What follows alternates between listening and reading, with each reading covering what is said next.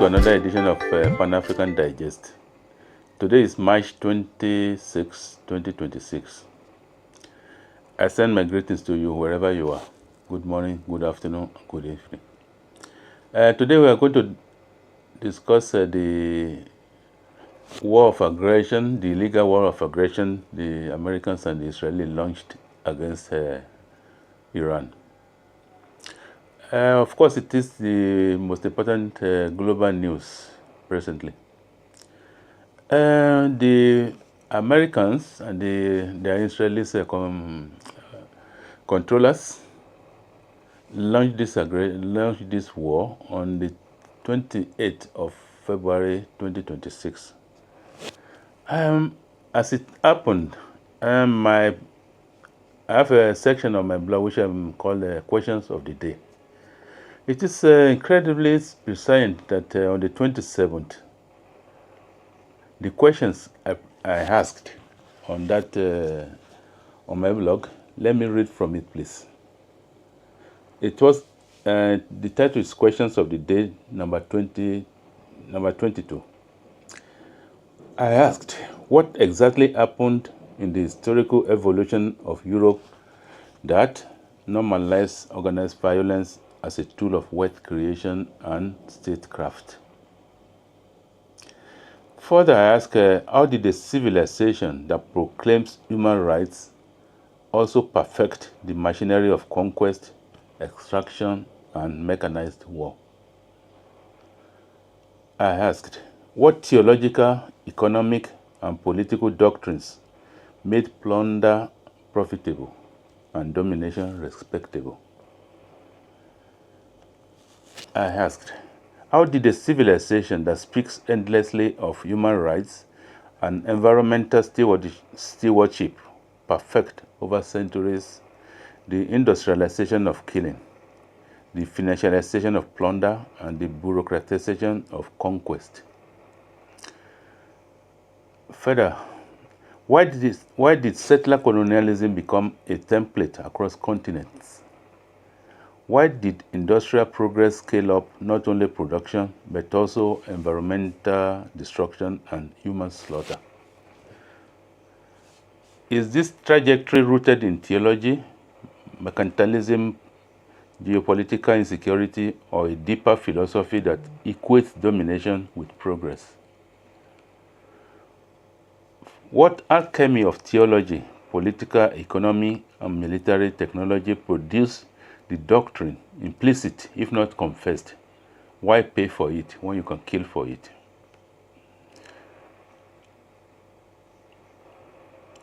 I asked, why did the Industrial Revolution scale up not only merely production, but mechanized slaughter of both human beings and ecosystems? And perhaps the most uncomfortable question, if this trajectory is historically contingent rather than inevitable, what alternative civilizational paths were foreclosed, both within Europe and outside it, that might have produced a different relationship with humanity and the natural world? Those were, I concluded, let this be today's meditation. I posted it, and I woke up the following morning to hear that the Americans and the Israelis have launched their long-threatened, the second phase of their long-threatened war of aggression against Iran. As an African, as a public commentator, and as I'll keep saying, my blog, my writings are dedicated to Pan-Africanism, to giving information and education to Africans who unfortunately tend to attach themselves more to emotions than to critical thinking.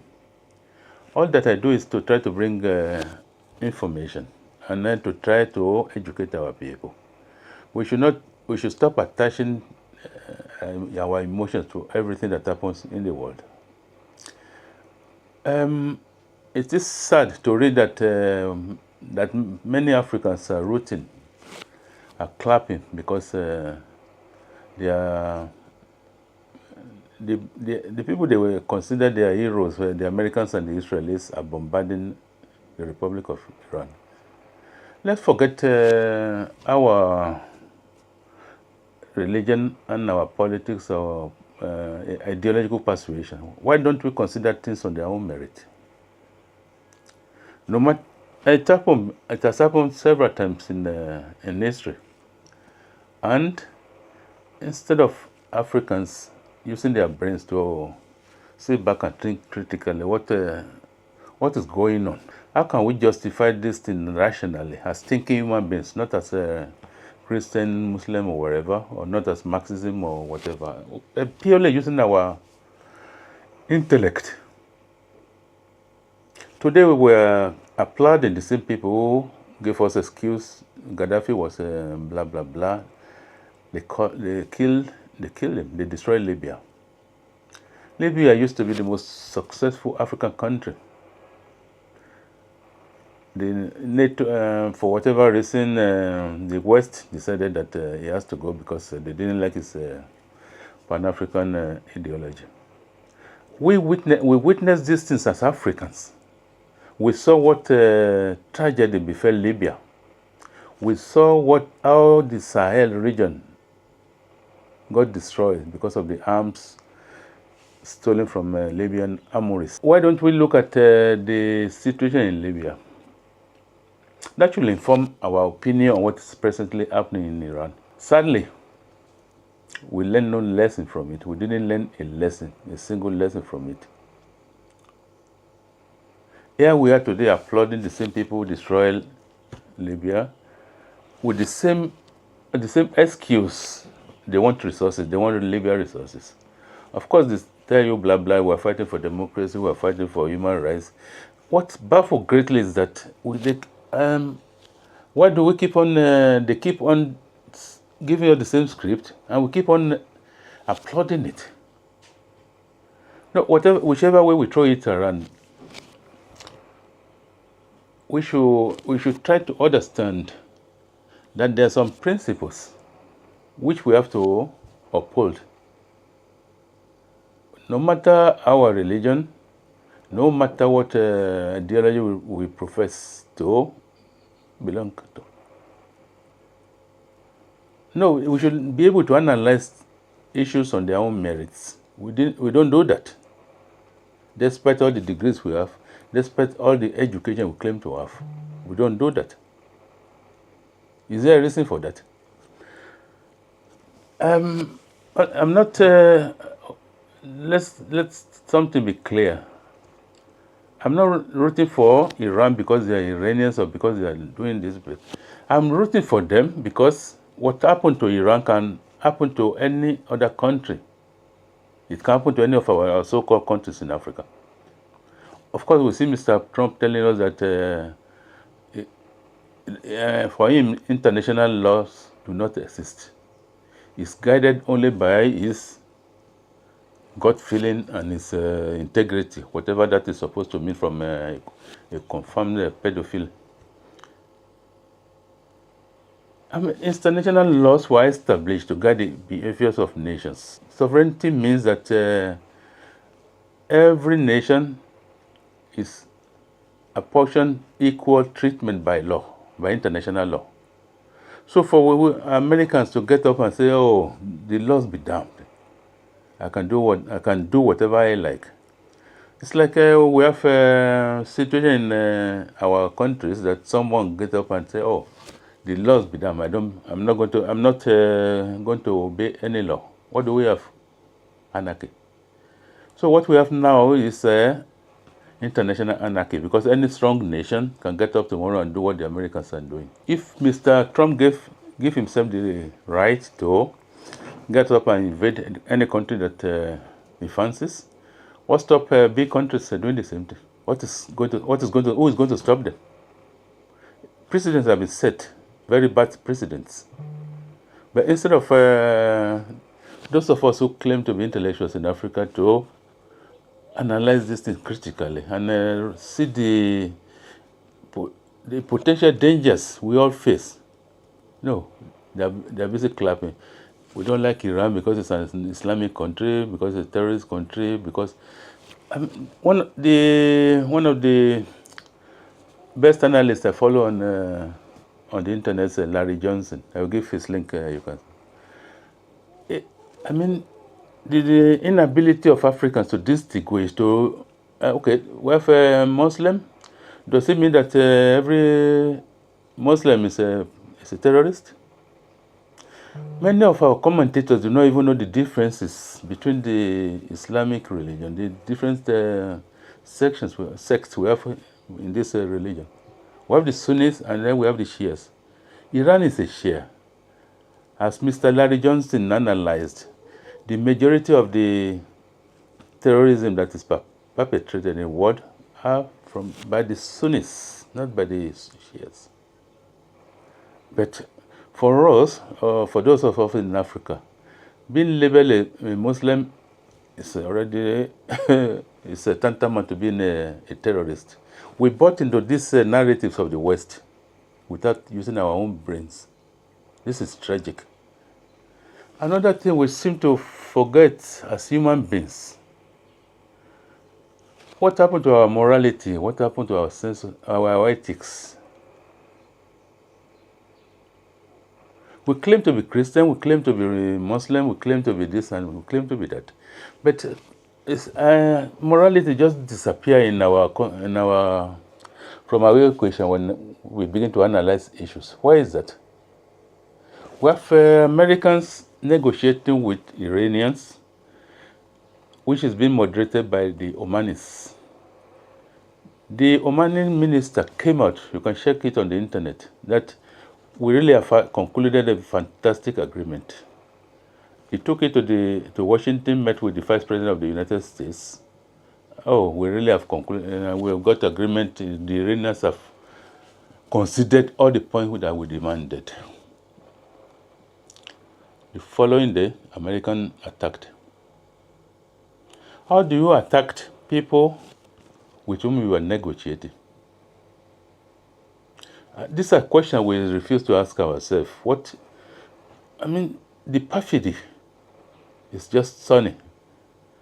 This is not the first time, this is the second time the Americans were negotiating, and in the process of negotiation, in the middle of the negotiation, they attacked the people with whom they were negotiating. That some of us fail to see this thing is beyond belief. I am negotiating with you while plotting to attack you. So I will come to negotiating table with you ever again. You've destroyed the trust. The basic trust, you've destroyed it. And another thing is, in many of my writings, I always call the West uncultured.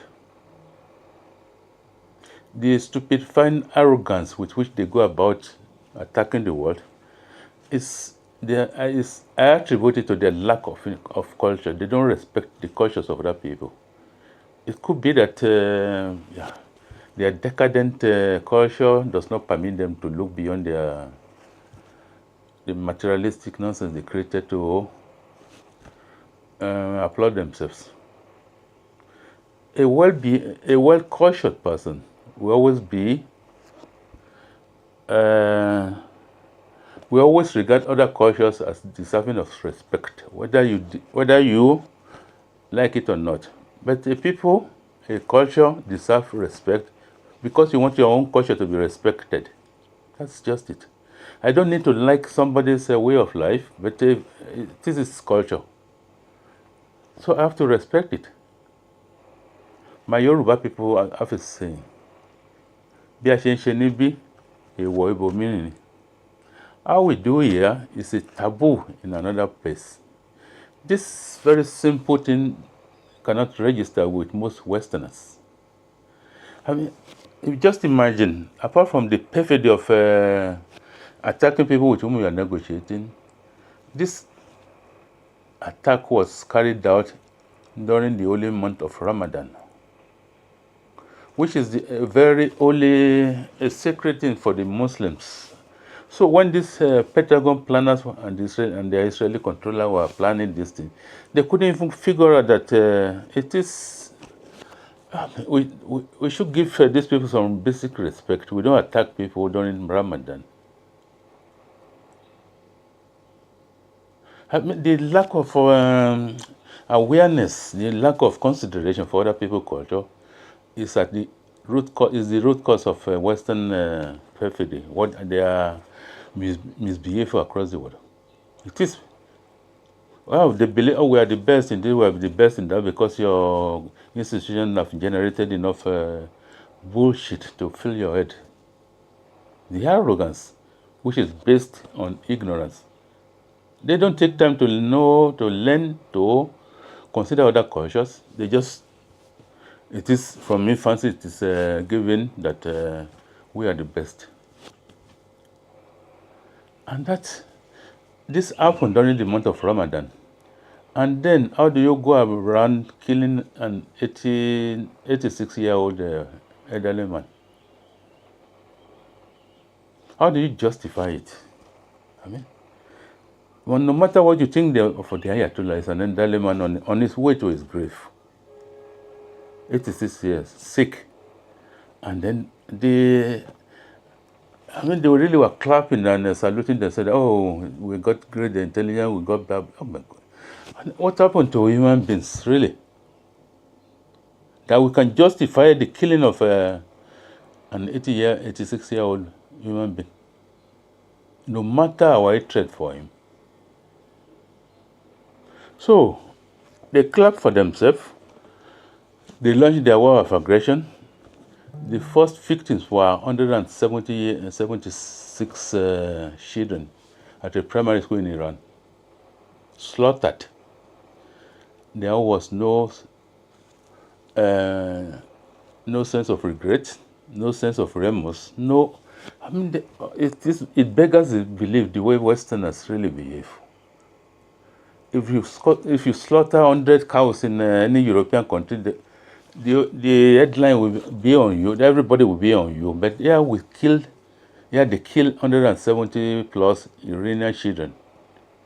They were gloating with their precision weapons, with their technology, with their.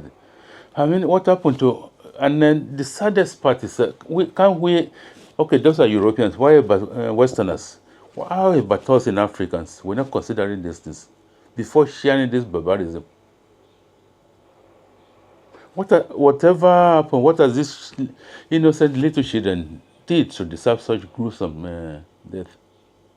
And we're not talking about this one, we're clapping because a pedophile. Another thing we seem to have forgotten is that as people who tragically produce very little, we depend on imports for most of our domestic and industrial consumption.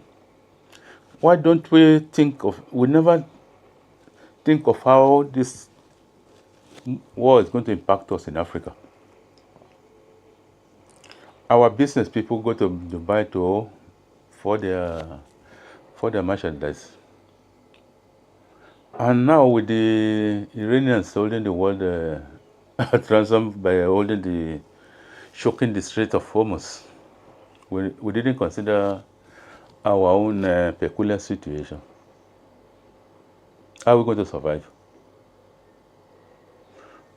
So on some of the platforms I visit, I see Africans jubilating. Oh, the Australian and the Americans, they've got fantastic intelligence. They know where leaders. They can kill anybody.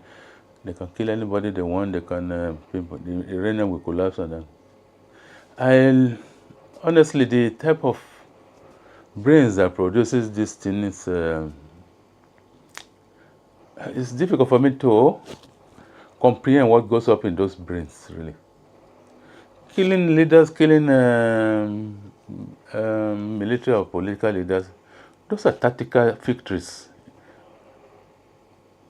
James Bond is always doing those stuff, and Hollywood is producing the same nonsense. You kill a leader. Any military, any organization have layers of leaders. So you kill someone, there's someone to step in it. That's why you have president, vice president, deputy president, all those ones. So they are layered. So killing this one, those are tactical victories. How would I win the how we then gain the objectives of the war. We're really incapable of thinking. That is the saddest part of it. Every military analyst always give this dictum from Klaus, von Clausewitz. A military action should be in pursuit of a political objective. War is an extension of politics. That's what they always quote. You ask yourself, killing Ayatollah, killing General this, killing General that. What is your political objective? What do you want to achieve? You want to achieve a regime change in Iran.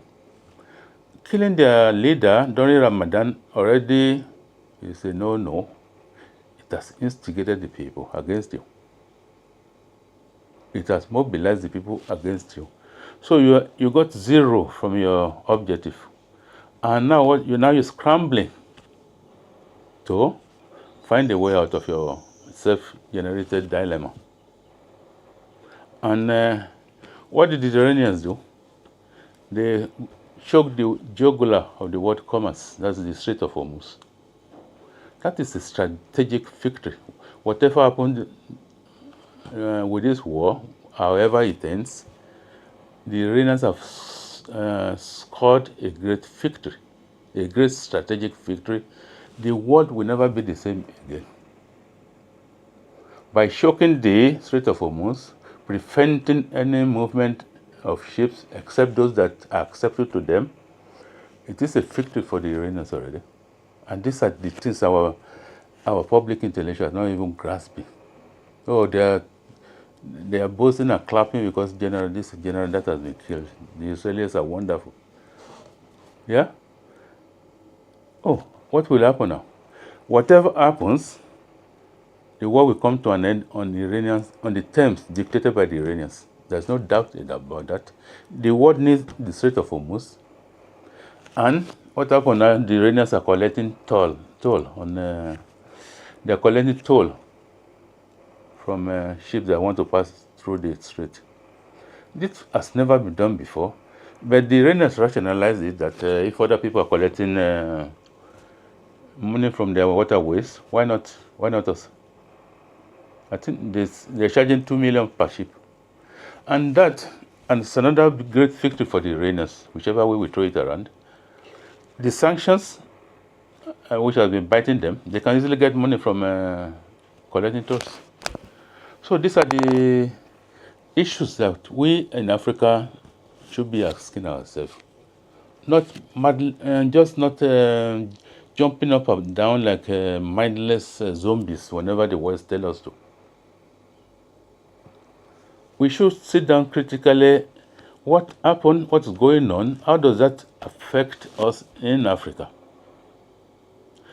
The war, whichever way we look at it, is going to impact us negatively because we're going to suffer the consequences of the rational attack against Iran. We'll wait a bit, and then the prices of petrol will rise, prices of food will rise. Our fertilizer comes from that part of the world. The prices will rise. How do we feed ourselves? How do we get our basics?